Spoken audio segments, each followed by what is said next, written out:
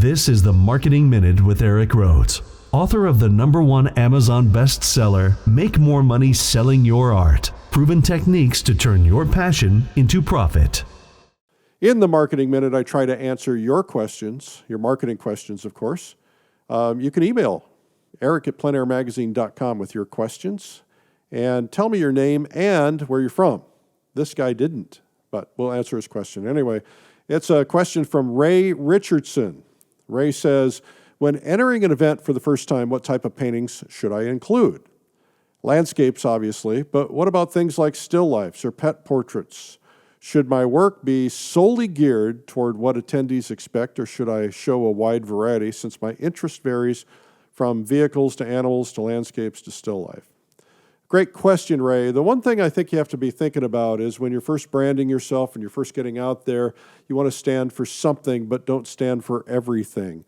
You can confuse people by showing too much variety. Also, I think the answer lies entirely on the show. Most shows have criteria. A landscape show typically will want you to show landscapes and nothing else, maybe a figure or a portrait, or at least a figure in a landscape. But always, whatever you do, show your best work. Try to get a third-party opinion from a pro who can be objective and tell you if something isn't your best work.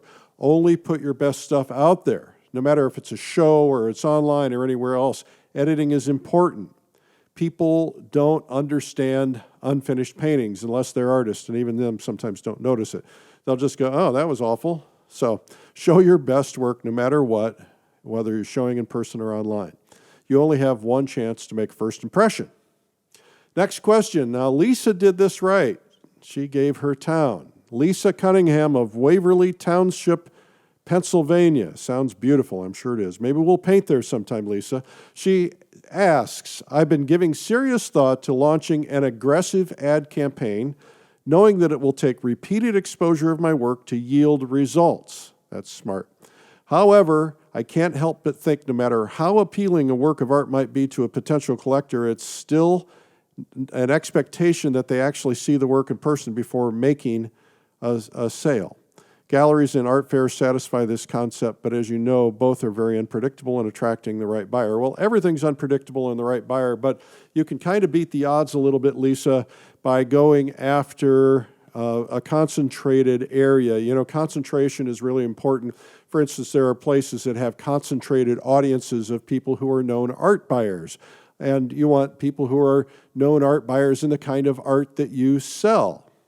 There's no doubt in my mind that seeing a piece of work in person is best, and I think people need to see artwork. You know, people are seeing a lot of things on Instagram or Facebook, and they've never been to a museum, and they're judging it based on what they see, and when they see it in person, it just kind of brings tears to your eyes sometimes. So I think that, you know, that would be best, and we all ought to do our best to get people out to see original art, but that's a sign of the times, and you have to get attention and sell in every way possible, and it's very common, always has been, for collectors and others to buy from an image, whether it's a web image, which is more recent, or a Facebook or a Instagram image. You know, galleries have done this forever.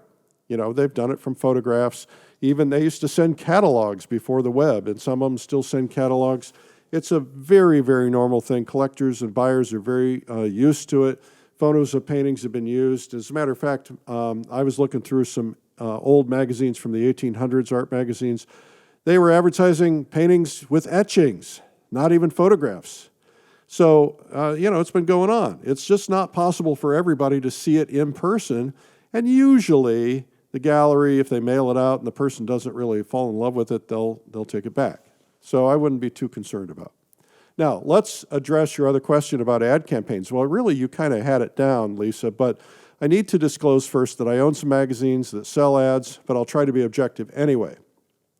I learned this a long time ago, and I learned it the wrong way because I used to think that you could buy a single ad in a magazine that had a big audience and it would sell something. It's just simply not usually true. It's usually true for an event or something specific time like that, but not necessarily for selling paintings and building a brand. First, you have to have repeated exposure.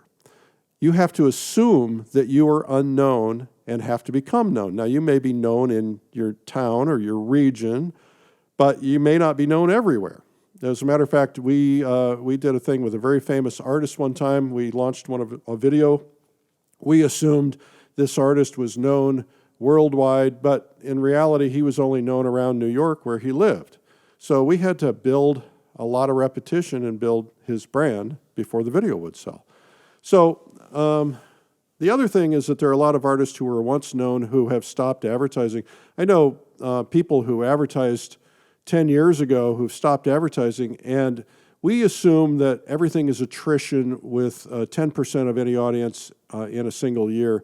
And in a bad economy, it might be more than 10%. So for instance, if somebody advertised 10 years ago, assumes everybody knows who they are, 100% of the people have never heard of them. So that's something that they have to be thinking about. So the best way to overcome all of these issues is to relentlessly repeat. If you're unknown or you want to get known, this applies to everything, whether it's a magazine, email, social media, or otherwise. One of anything typically doesn't work. Sometimes, carpenters can't hammer a nail with one slam, usually. Maybe you have a big muscle, but it takes repetition. Advertising's like the law of physics. For instance, imagine a battering ram on a castle door. A giant tree with a big weight and force can break that door down with just a few taps.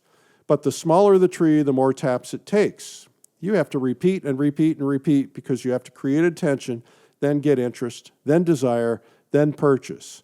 And by the way, if somebody doesn't happen to like the one particular painting, you got to build your brand so that they know who you are, and then maybe one day they'll like one of the paintings. So it might, some people might not buy for years, but that presence over years builds your brand. I've got lots of stories I'll tell you sometime.